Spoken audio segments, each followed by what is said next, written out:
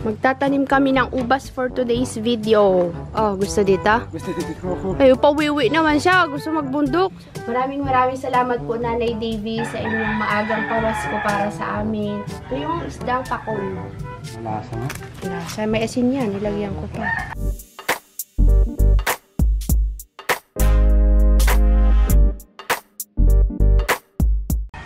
So yun po mga kabsat, nandito na naman tayo sa farm at nagising na rin ulit si Amihan. Si Ami gising na. Nandito na yung dalawa ulit. At update nga po pala kabsat kay Nini. Si Nini po ay pinasitiskan na po dun sa Mamburao. Wala pong MRI dito kabsat, CT scan lang. Kasi pabalik na sila dito ng Sablayan dahil may ambulansya at saka escort na nurse po. Yung kambing ayaw sumunod kay Kimot. O di sinuga na naman po namin si Blocky. Kailan ang pasukan nyo, Kimot? Ha? January pa? Yan, dyan ka muna. Kasi ang kinakain ng kambing ay yung mga ganyang klase ng damo, yung paragis. Yan po kabsa to. Yan, yung mga ganyang klase ng damo. Yan ang kinakain nila. Tsaka yung makahiya. Yan, tinan mo. Gustong gusto niya. Inubos niya talaga. Ubusin niya yan kasi meron pa dun. Oh. Tara na doon kabsat. So, may kukunin kami puso ng sagay. Meron pa pala sa loob eh. So, may puso ng sagay. Kunin natin sa kabila naman dito. Meron pa? Pwede na yon? Yung nandyan. Ay, ang lakas ni Ami. Ayan pa. Puso ng nirasid.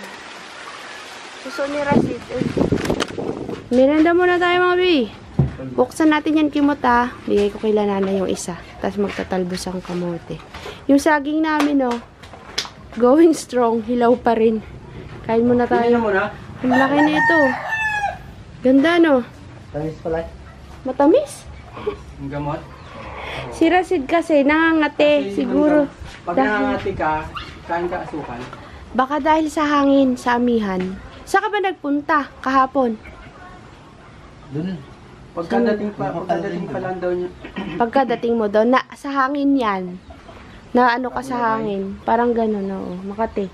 O, sige, nakain muna tayo, kabsat. Ayun, nagtalbos na naman si Romaline. Ang ganda ng talbos dyan, oo. Ang tataba. Ito yung ulam natin, saka yung puso. Pagpunta muna kami doon na narasin sa ano. Eh, may tinapay pa. Di nyo pa ubusin yung tinapay. Okay. Ano na yan? Baka tumamis dito eh. Ha? Hindi, maganda yan sa kati-kati yan, matamis. Yan. Magtatanim kami ng ubas for today's video.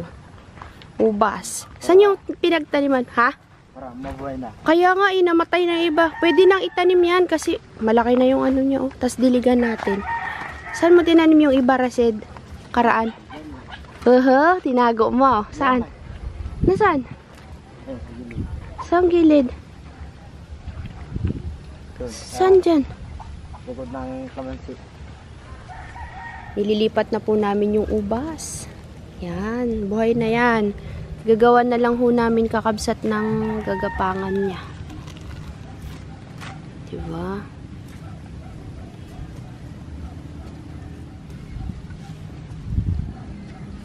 Hanap tayo ng pantulos kabsat. Para dun muna siya gagapang pansamantala. Lagi nyo itong didiligan. Tuwing umaga tapon.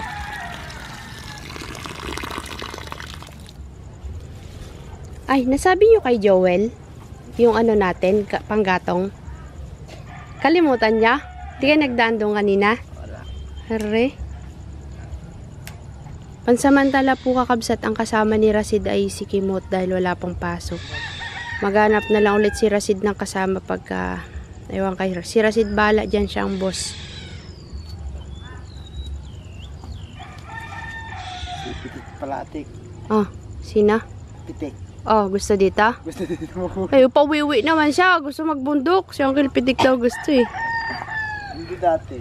Sabi niya, kung yan lang, pare. Kakabsat si Uncle Pitik. Gusto daw dito. Harita. Titrimming siya. Mga bulok na dahon. Yung may pecha yun. Isa lang. Yan na, oh. Lason. Nabot ng gabi? Ba, malalakas na. Pwede na tayo magperya, boy? Ha? Pwede na? Sakay ka sa peras, talbog-talbog ka nun. Ade, buksan natin kagsat yung ano. Bibili pa tayong tubig. Wala kaming tubig sa bahay. Sobrang busy. For today's video, tipid-tipidan muna kami ngayon, kabsat. Wala pa tayong 4-piece. Wala pa yung 4-piece namin. Sige. Lahat na, tanggalin mo na. Gayatan mo na, B, para madali. I-ano mo na, ganunin mo na, para matanggal na yung balat. Hintay pa na. Hindi ganyan! Siguro sa Maynila yan, 70. Ganito? Okay. Kung bahala sa'yo. Okay. Ngayon, tanggalin mo yung balat. O, diba? Mabilis. Talentado talaga si Roma din. Isa pa, gayatan mo uli. Hanggang magputi. Yung puti ba kailangan niya? Yan ang akin, yung kailan nanay sila nang magganyan kasi baka hindi nila kainin, masisira. Yan. Hindi mahirap magbalat. Ilalaga namin yan. Tapos sasaw natin sa bagong na may kalamansi. Nako, sarap man din, B. Pupunta daw bukas dito sila ate niya, mangingisda kami. Sige, mga isda lang kayo, mga isda. Oo, tapos kukunin yung mga ano doon ng kamote. Tama na yan, kuya. Dapat nga ngayon, di ba, ang ano nila? Usapan. Ngayon, di ba dapat? The next day, Ayun po, kakabsat, nandito na tayo sa farm. Good morning po. At hindi na ako nakapag-vlog kahapon. Dahil, wala lang. Ngayon po ay mag-iihaw tayo ng isdang pakol. Tapos nakabili rin ako ng isda na ganyan na ibabalot ko sa dahon ng saging. So ayun po, kakabsat, galing tayo doon kay Nini sa hospital. Pinasyalan namin at okay naman na daw siya, kabsat. Kaya napasitis ka na daw siya kahapon. Hintay na lang sila ng result. So yun, okay na daw siya. At magluto muna tayo mga kari. Kasi okay ka na? Pwede na tayo magperya? Kaya na magperya? Ikaw lang hinihintay ko magperya eh.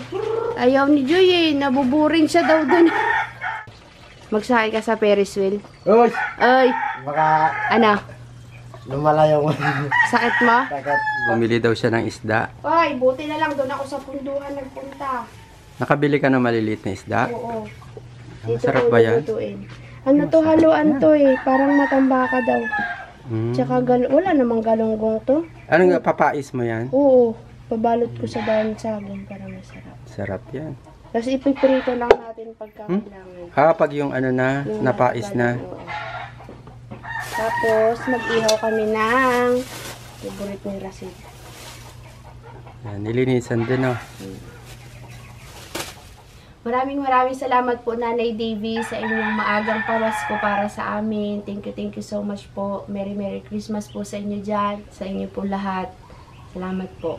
Babatiin ko na rin kayo, kakabsat, ng maligayang Pasko. Merry Christmas sa inyong lahat kasi bukas, for sure, busy na kayong lahat. Ano rin sa gagawin natin sa Pasko? Ano gawin May sa natin? Pasko. Parang wala sa, sa sarili. Ano daw? Wala, di pa siya makapag-isip kakabsat at Masama ang still under process ang kanyang sarili. Ayan, kinuha na lahat ng bagong dahon. Yun, ayan na ang kanyang pinais sa dahon ng Ay, saging. lakihan ko na, kabsat, kasi para minsanan. Masarap ba yan? Oo. Basta may dahon ng saging, mabango to. Ilan sa langan yung ginawa mo? Dalawa lang? No? Tatlo. Tatlo kung pinais ang gagawin natin. Maliliit, malalaki. Ayan. Parang steam lang mangyayari dito eh. Dito na, mamaya na siya.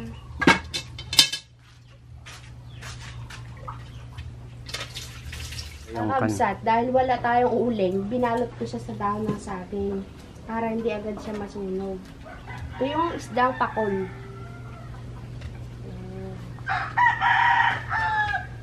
Paborito ni Rashid dyan. Sarap na. Ano muna tayo? Hindi pa kaya nung ano. Ayos na yan. Balik rin na natin mamaya-maya kabsat. Wala kasing uling eh.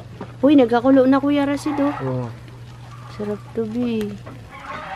Para masarap, binalot namin dahon saging. Kasi pagka-apoy yan, baka masunog agad eh. Hindi kagaya pag uling kasi na Kuya. Tapos ito, hindi ko pa nasasalang. Balik na rin na, nasusunog na kabsat. Yan.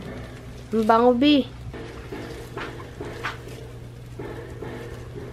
Yung isa pa, hindi pa. Yung isa hindi pa. Mamaya ilipat natin sa gitna. Opo. Sige, balik na rin mo rin. Oo, para magpantay yung luto. Yan. Tapos lang yan. Sarap yan. Yan, tapos lipat sa gitna. Ay, gilid. Yan. Okay na yan, Kuya, kahit di maapo yan. Kaso mausok, no? Kain na. Gutom na ang mga first son. Si Kimot. Si Kimot. Ilatag ni Kimot. Magbubudel kami ngayon. Budel fight. Yung mga bata sa bahay, kabsat, di ba may binigay si Sir Pinoyonip na chocolate? Nakaraan kasi may umiiyak na maliit na batang babae. Ngayon, sabi ko, oh, wag ka na mag-iyak. Sabi ko sa kanya. Ito na, oh, kumain ka. Aba, ito na rin kaninang umaga, nag-aabang doon. Kuya, pahing chocolate. Ito po kasi kakabsat yung ano, sausawan ni Kabsot na pinagmamalaki ko sa inyong lahat. Yan na po, ang sausawan ng bayan. Sarap yan. Wow! The best! The best sausawan! Parita, mahulog boy. Wala tayong ulam. Hindi pa. Hindi na.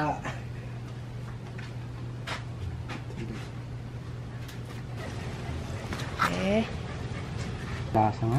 lasa. May asin yan. Nilagyan ko pa. Yun ang masarap po yung mga bituka. Kaya, yung bituka. Yung parang mga puso niya. Hindi tinanggal nung naglinis. May inalis lang siya. Maka-updo. Hmm. Kain na tayo kakabsat. Yum, yum, yum. Bawal. Kailangan kumain. Bakit ayaw kumain? Di akain Busog sila. tayong lahat. Kami hindi pa nag-almusal kabsat. Alas 12 na. Yung nag-imasin apaw. Tineldi. Kain, fight. Lasahan mo nga kung masarap. Masarap yung sausawan ni Kuya B. Kain muna kabsat. Galit-galit muna at may pupuntahan kami. Bye. See you po later. Hi kakabsat. Pagod na ang mga person. Dito po tayo ngayon sa sasakyan na naman. At ayan po yung dadalhin natin bukas sa Kalumangan community ng mga Pare at Marie. Yan po mga kabsat to. Pagkain. Pang ano lang ba nila kabsat? Parang panghanda lang nila para sa Pasko kasi may Pasko sila. Kaya bukas, 24 bukas kabsat. Sa umaga punta tayo sa kanila. Kasi hindi kami busy bukas dahil ang mga first son, sila nanay, sila Joy, may mga pasok. Kaya for sure, pag dating ng gabi, pagod na yan. Hindi na makaka-celebrate ng ano, yung Christmas Noche Buena, malamang mga tulugers na yan. Sa ano na lang tayo makakapag-celebrate sa New Year. Oh. Ngayon ay parang ano, walang mga plano sa buhay. Ang mga ano natin, activities. Team. Oo. Nay David, thank you po. Sabi ko, bukas sana magluluto kami ni Joy. Kaso lang, mayroon silang pasok pa. May payout sila. Ay hapon na makakadating. Hindi na makakapagluto. Bala na bukas kabsat kung anong agenda. Pero bukas magpapasaya tayo ng mga katutubo. Oo, sa mga ano tayo bukas, Kalumangan. So, yun na. Tara na. Saan na tayo ngayon naman? Pagod na. Ang sakit ng likod ko kabsat. Ano masasabi mo sa lakad natin ngayong araw na ito? Okay. Okay lang. Kabsat, katapos lang natin dito sa palengke ulit para bukas. Uy, panic buying ang mga first son. Hindi ka magkanda o gaga sa wala kang masiksikan kanina dun sa loob ay. lalabas ang mga pera ng mga tao ngayon, no, de? Oo, naglalabas. Tradisyon talaga pag Christmas, dapat may handa talaga, no? Siguro magluto lang tayo ng ano, isang ulam. Yan.